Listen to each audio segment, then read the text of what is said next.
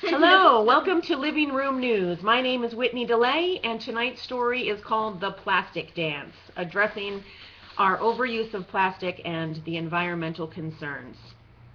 Where does it all go? The trash societies throw out each day is astronomical, and much of it stays with us forever.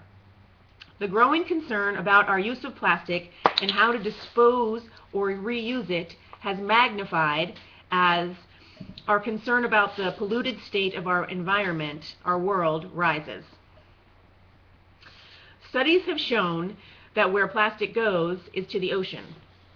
Researcher Lawrence states, "You've heard about the great garbage patch in the Pacific Ocean. Well, the Atlantic certainly isn't pristine when it comes to plastic either."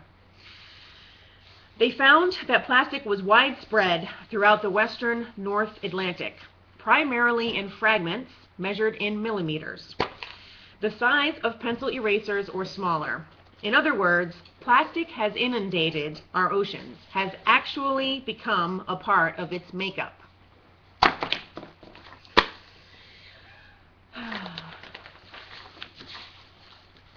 How did it become this way? The Industrial Revolution and the resulting consumerist society played an integral part in influencing our plastic problem. The Industrial Revolution transformed economic and social life. Researcher Rybachuk states, "Our research has vividly represents the intersection of the urban landscape, class, and consumption in the post-industrial city.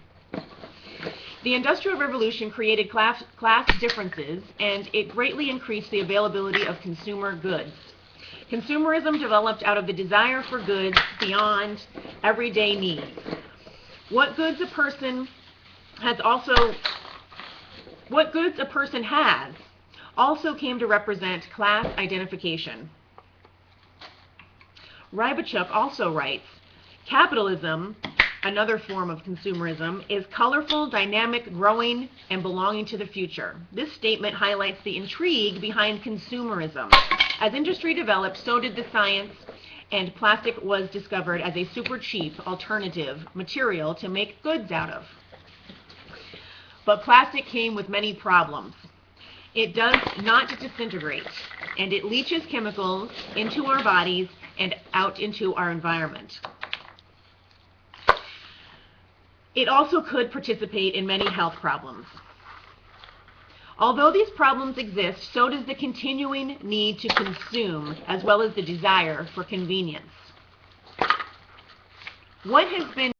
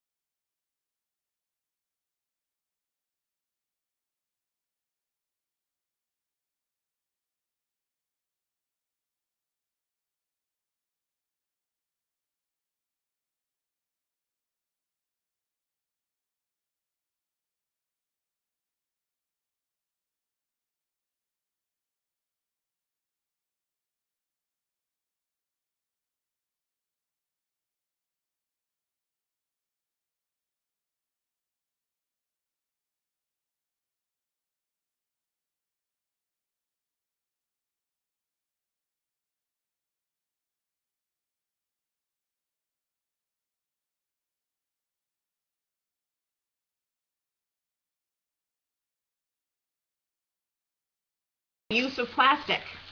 I wrap sandwiches in compostable baggies, grind fresh peanut butter into a glass jar, and buy a bunch of stuff in bulk. Then I decided to follow the advice of blogger Beth Terry of myplasticfreelife.com and collected all my plastic waste, recyclable or not, for a week.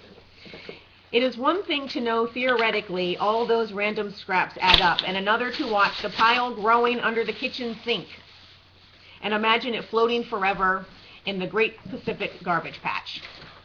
I, too, experimented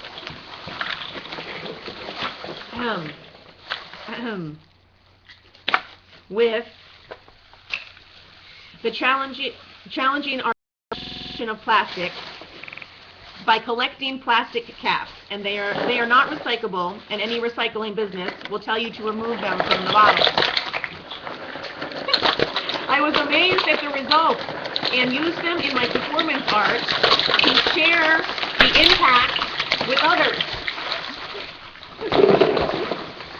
Oh dear. Somehow they have stayed with me as the plastic dance evolves as we speak. I do not have a proposal that will solve the plastic problem. Yet, I am working on it, and I am not alone.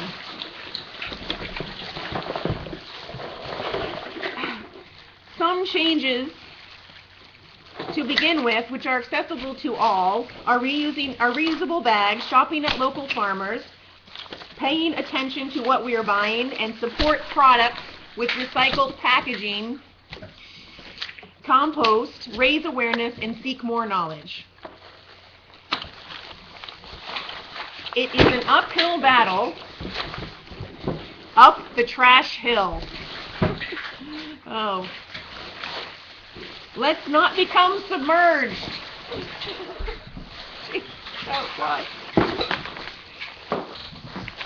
Let's not be silent.